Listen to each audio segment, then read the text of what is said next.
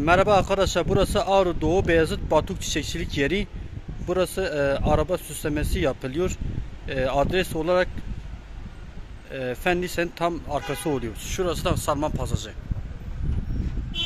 Şöyle gördüğünüz gibi şurası da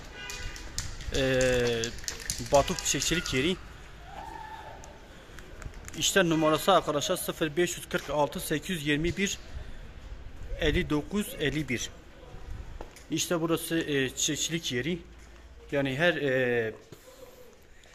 istediğiniz zaman size hemen sipariş verebilir veya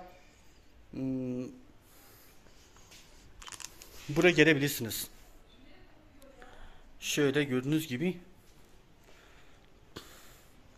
işte burası şöyle. Şunlar var. Uygun fiyata gelebiliyor. Yani her bütçeye kadar gelebiliyor. Hiçbir sıkıntı yok. Şöyle Batuk numarası tekrardan söyleyeyim. 0546 821 59 51. Batuk çiçekçilik. İşte tekrardan kolay gelsin. Nasılsın Adam Bey? İyiyim, teşekkürler, sağ olasın.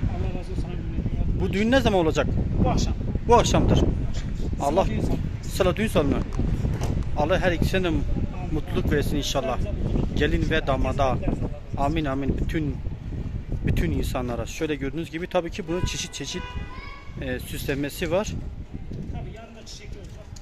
Yarın da çiçeklik olacak. Tabii yarın çiçekli olacak. Bugün nedir? Bugün kınadır. Kına olduğu için sadece tüy süslenmemiz var. Yarın çiçekli olacak. Ha, yani çiçekli olacak. Tabii değişiyor. Gün. Bu sadece de normal kanadır. Yarın çiçekli olacak. Tabii ki bu sazda gelin arabası belli olsun diye bunu da öyle yapmışlar. Arkadaşlar kendinize çok iyi bakın. Görüşürüz.